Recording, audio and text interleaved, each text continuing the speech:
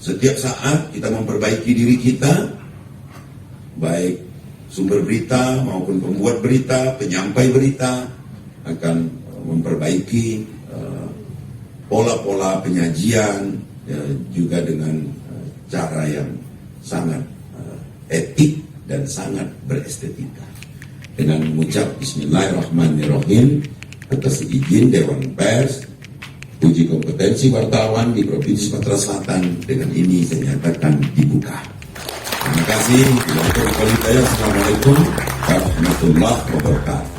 Video ini dokumentasi pembukaan UKW Dewan Pers yang dilaksanakan oleh Lembaga Penguji Kompetensi Wartawan Universitas Pembangunan Nasional Veteran Yogyakarta di Hotel Aston pada 25 dan 26 Juni 2021.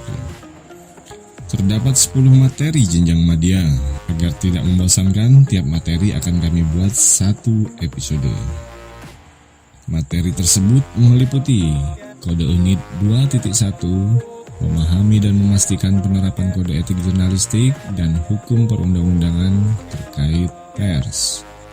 Sebelum lanjut, mari kita ulas sedikit rumusan kompetensi wartawan ini yang menggunakan model dan kategori kompetensi, yaitu kesadaran, pengetahuan, dan keterampilan.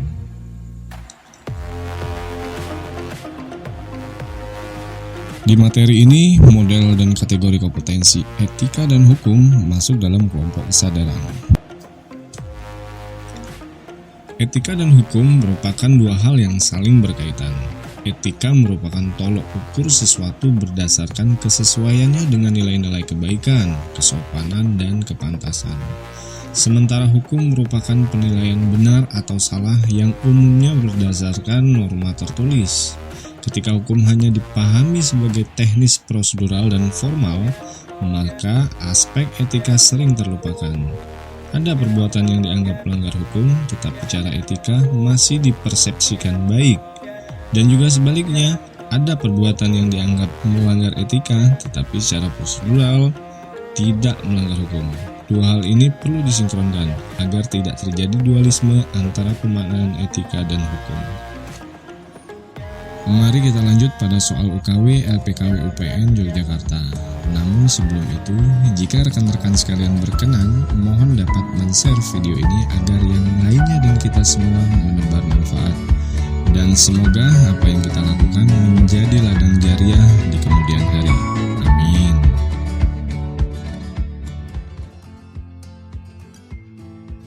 Ini adalah contoh lembar soal yang berhasil kami cuplik dari kegiatan lalu.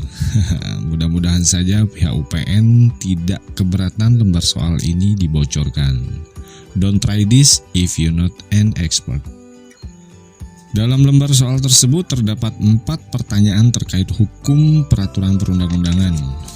Mari kita bahas satu persatu. Pertama, apa yang membedakan pers dengan media sosial berdasarkan Undang-Undang 40 tahun 99 tentang pers? Kedua, bagaimana menerapkan prinsip-prinsip demokrasi, keadilan, dan supremasi hukum pada kerja jurnalistik? Ketiga, sebagai redaktur, saudara adalah pintu akhir penerapan pasal 5 ayat 1 Undang-Undang Pers. Bagaimana Anda mematuhinya? Keempat, sesuai pasal 7 ayat 2, wartawan memiliki dan mematuhi KIJ. Apa saja yang paling penting dilaksanakan? Pada pertanyaan nomor 1 tentang apa yang membedakan pers dan media sosial, sebenarnya ini ingin menggali pemahaman peserta uji sekaligus melindunginya. Di Indonesia melalui Undang-Undang Nomor 40 Tahun 99 tentang pers memang membedakan antara pers dan medsos. Artinya tidak semua media disebut pers. Pers sebagaimana dirumuskan pada pasal 1 angka 1 Undang-Undang Pers adalah lembaga sosial dan wahana komunikasi massa yang melakukan kegiatan jurnalistik.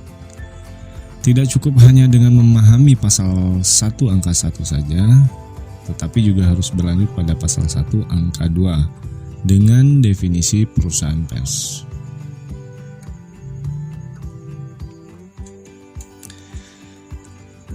Perusahaan pers yang dimaksud di sini harus berbadan hukum secara khusus atau dapat diartikan berbadan hukum khusus tersebut adalah satu badan hukum, satu media. Setelah memahami definisi pers dan perusahaan pers. Selanjutnya pahami pasal 9 ayat 2 Undang-Undang Pers mengenai bentuk Badan Hukum Indonesia. Bila pasal 9 ayat 2 terasa kurang rinci, bisa baca peraturan Dewan Pers khususnya surat edaran nomor 1 tahun 2014 tentang bentuk Badan Hukum Pers, yaitu PT, koperasi, atau yayasan. Dengan demikian, media yang dikelola memenuhi persyaratan sebagaimana perusahaan pers. Maka sengketa pemberitaan yang berbuntut laporan dan atau pengaduan ke polisi harus diawali dengan keterangan ahli pers. Kesepahaman Dewan Pers dan Kapolri, bila Dewan Pers atau ahli pers yang ditunjuk menyatakan sengketa ini domain Undang-Undang Pers, maka diselesaikan dengan cara ini. Sebaliknya, bila tidak memenuhi persyaratan, maka sengketa diselesaikan dengan undang-undang lainnya. Wartawan perlu memahami media yang mendapat perlindungan dari Undang-Undang Pers karena itu pokok pertanyaan dan pemahaman tentang pers dan medsos ditanyakan pada semua kelompok uji. Wartawan yang salah memilih bekerja pada media yang seakan-akan perusahaan pers bisa merugikan diri sendiri. Sengketa pemberitaan pada media non-pers dipastikan tidak menggunakan Undang-Undang Pers. Itu artinya sistem pertanggungjawabannya berubah dari fiktif menjadi air terjun. Pertanggungjawaban air terjun, tersangkanya dimungkinkan lebih dari satu orang. Wartawan yang menulis pada media bukan pers turut menjadi subjek hukum. Jadi kesimpulannya, pembeda pers dengan media sosial adalah terletak pada legalitas pengelola, pola kerja dan cara produksi, identitas, cara penyampaian, dan output yang dihasilkan. Kesemua ini diatur dengan standar dan kompetensi yang telah ditetapkan. Like a bird on a tree. Video ini masih berdurasi panjang. Untuk memulihkan konsentrasi, rekan-rekan bisa klik pause sejenak. It's clear to see from up here. The world seems small. We can sit together. Mari kita lanjutkan pembahasan pertanyaan kedua tentang bagaimana menerapkan prinsip-prinsip demokrasi, keadilan, dan supremasi hukum. Nah, pada pertanyaan nomor 2 ini kita kenali dan pahami dulu 9 prinsip jurnalisme. Lalu bagaimana menerapkannya pada kerja jurnalistik tentu akan selaras dengan sendirinya. Prinsip-prinsip jurnalisme itu sendiri kami kutip dalam buku The Element of Journalism. What news people should know and the public should expect. New York, Crown Pulitzer 2001. Dalam bukunya, kewajiban pertama jurnalisme adalah pada kebenaran. Kewajiban para jurnalis adalah menyampaikan kebenaran sehingga masyarakat bisa memperoleh informasi yang mereka butuhkan untuk berdaulat.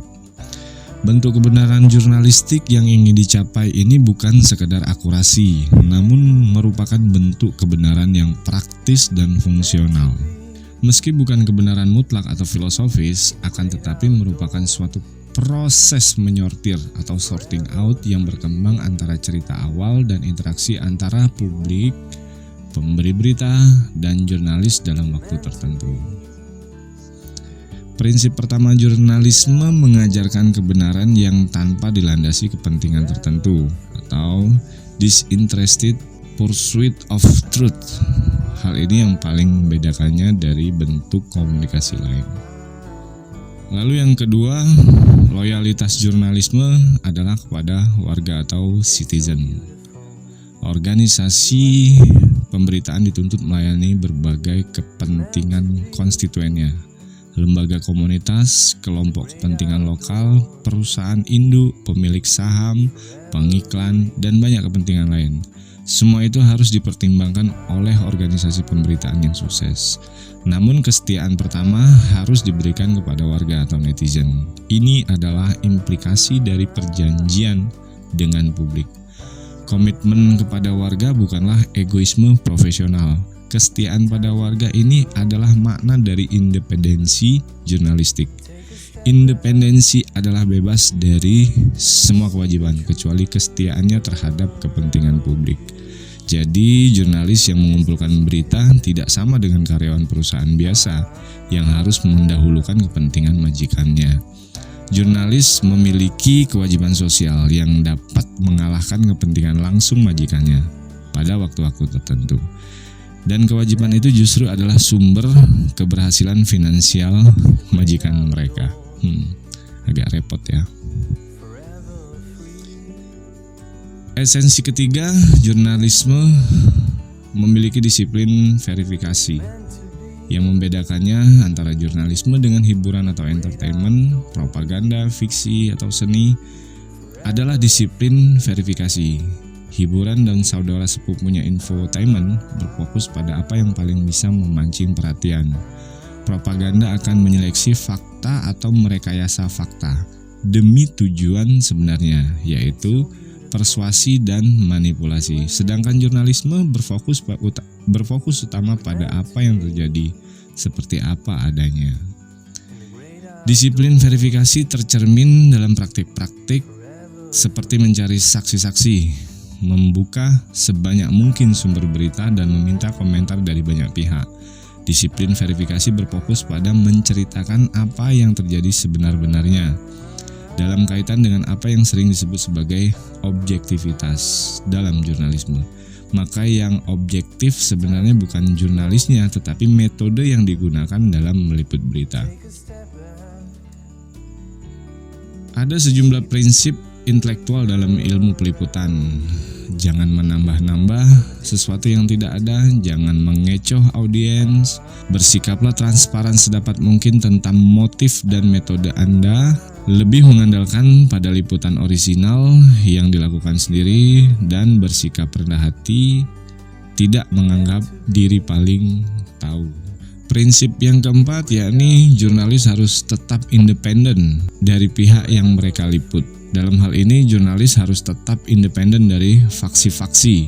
Independensi semangat dan pikiran harus dijaga wartawan yang bekerja di ranah opini, kritik, dan komentar. Jadi yang harus lebih dipentingkan adalah independensi, bukan netralis atau netralitas. Jurnalis yang menulis tajuk rencana atau opini tidak bersikap netral, namun ia harus independen, dan kredibilitasnya terletak pada dedikasinya pada akurasi, verifikasi kepentingan publik yang lebih besar, dan hasrat untuk memberi informasi. Adalah penting untuk menjaga semacam jarak personal agar jurnalis dapat melihat segala sesuatu dengan jelas dan membuktikan penilaian independen. Sekarang ada kecenderungan media untuk menerapkan ketentuan jarak yang lebih ketat pada jurnalisnya. Misalnya, mereka tidak boleh menjadi pengurus parpol atau konsultan politik politisi tertentu. Independensi dari faksi bukan berarti membantah adanya pengaruh, pengalaman atau latar belakang si jurnalis seperti dari segi ras, agama, ideologi, pendidikan, status sosial ekonomi, gender. Namun pengaruh itu tidak lagi boleh menjadi nomor satu. Peran sebagai jurnalislah yang harus didahulukan. Lalu yang kelima, jurnalis harus melayani sebagai pemantau independen terhadap kekuasaan. Prinsip pemantauan ini sering disalahpahami, bahkan oleh kalangan jurnalis sendiri, dengan mengartikan sebagai mengganggu pihak yang menikmati kenyamanan. Prinsip pemantauan juga terancam oleh praktik yang berlebihan atau pengawasan yang bertujuan untuk memuaskan hasrat audiens pada sensasi ketimbang benar-benar melayani kepentingan umum. Namun yang mungkin lebih berbahaya adalah ancaman jenis baru konglomerasi korporasi yang secara efektif mungkin menghancurkan independensi yang mutlak dibutuhkan oleh pers untuk mewujudkan peran pemantau mereka. Pers percaya dapat mengawasi dan mendorong para pemimpin agar mereka tidak melakukan hal-hal buruk, yaitu hal-hal yang tidak boleh mereka lakukan sebagai pejabat publik atau pihak yang menangani urusan publik. Jurnalis juga bisa mengangkat suara pihak-pihak yang lemah yang tak mampu bersuara sendiri. Yang keenam, jurnalis harus menyediakan forum bagi kritik maupun komentar dari publik. Nah, apapun media yang digunakan, jurnalisme haruslah berfungsi menciptakan forum di mana publik diingatkan pada masalah-masalah yang benar-benar penting, sehingga mendorong warga untuk menilai dan mengambil sikap. Maka, jurnalisme harus menyediakan sebuah forum untuk kritik dan kompromi publik.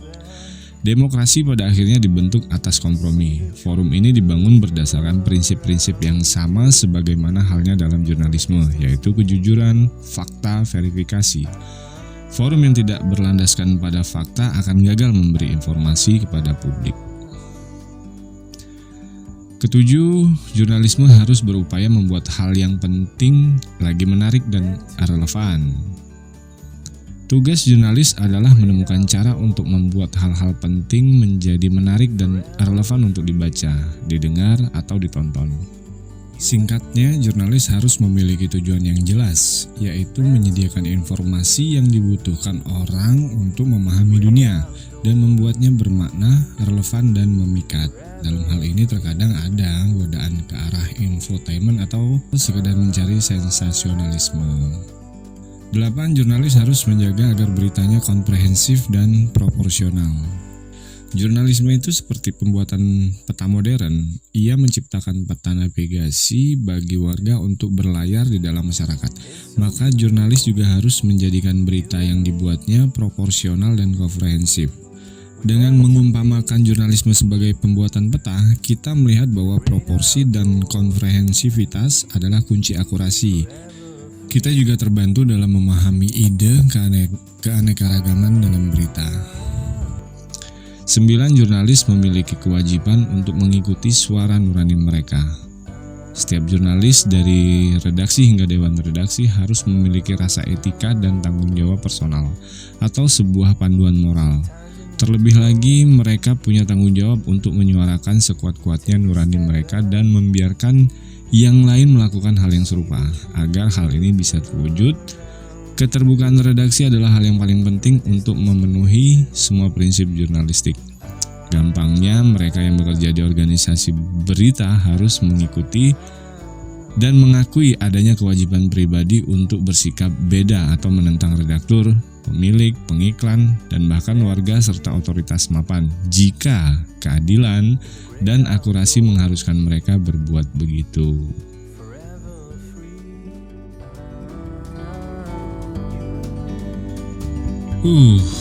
Episode 1 ini sudah terlalu panjang.